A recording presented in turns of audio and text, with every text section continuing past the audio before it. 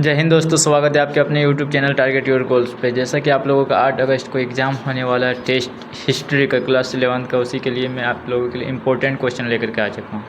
ठीक है, तो चलिए देखते हैं कि आपका ये इम्पोर्टेंट क्वेश्चन कौन कौन सा है जो आने वाला है आपका एग्ज़ाम में, यानी कि 4 अगस्त को जो टेस्ट होने वाला है स्कूल में, उसमें क्या क्या आने वाला है। चलिए देखते हैं। ठीक है, फर्स्ट नंबर का क्वेश्चन है, मेसोपोटामिया की पहली ज्ञात भाषा क्या थी।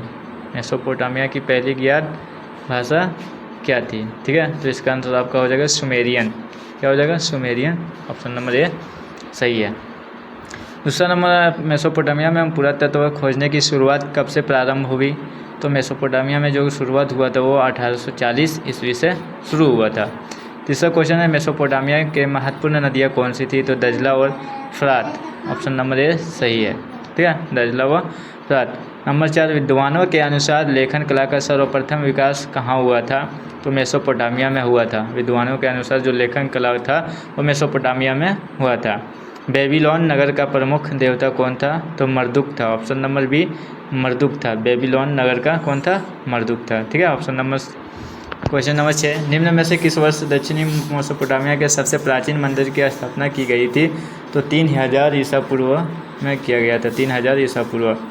असुर बनिपोल कहाँ के शासक थे। तो ऑस्ट्रिया का था। ऑप्शन नंबर डी सही है, ऑस्ट्रिया का। सुमेरियन के बाद किस भाषा का प्रयोग हुआ था। तो सुमेरियन के बाद अक्कादियन का प्रयोग हुआ था। अक्कादियन भाषा का प्रयोग हुआ था।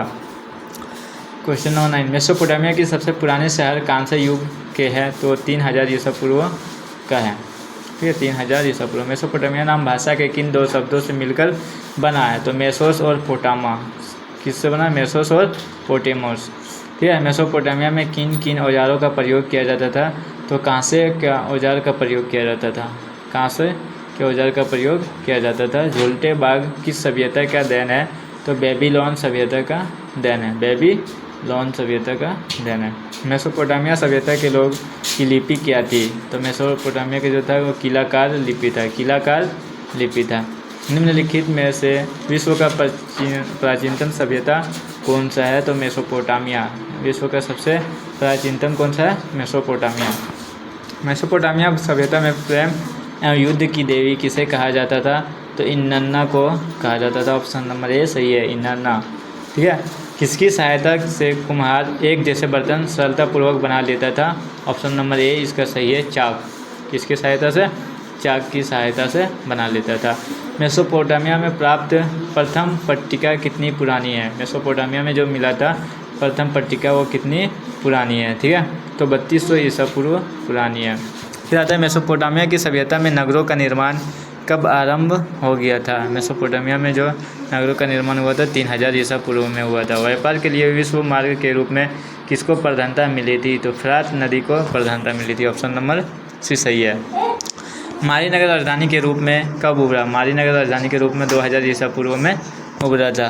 ठीक है, कीलाकार लिपि के अक्षरों का कब पहचाना गया। तो 1850 ईस्वी में कीलाकार लिपि को पहचाना गया था। ऑप्शन नंबर ए सही है। क्वेश्चन नंबर 22, दक्षिण मेसोपोटामिया के सबसे प्राचीन मंदिर की स्थापना कब की गई थी। तो आज से 5000 ईसा पूर्व पहले किया गया था। मेसोपोटामिया में किस चीज़ की कमी थी। तो खनिज संसाधन की कमी थी। ऑप्शन नंबर डी सही है। मेसोपोटामिया में खनिज। मेसोपोटामिया के लोग किस चीज़ पर लिखा करते थे। तो मिट्टी के पट्टिका पर लिखा करते थे। ऑप्शन नंबर बी इसका बिल्कुल सही है, मिट्टी के पट्टिका पर। क्वेश्चन नंबर 25, उर शब्द किस देवता के लिए प्रयोग किया जाता था। उर शब्द चंद्रदेव के लिए प्रयोग किया जाता था। चंद्रदेव के लिए प्रयोग किया जाता था। मेसोपोटामिया की भौगोलिक दृष्टि से कौन सा भाग रेगिस्तान से घिरा हुआ था।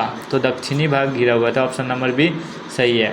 मेसोपोटामिया के लोगों ने एक वर्ष को कितने महीने में बांट रखा था। तो एक वर्ष को 12 महीने में बांट रखा था।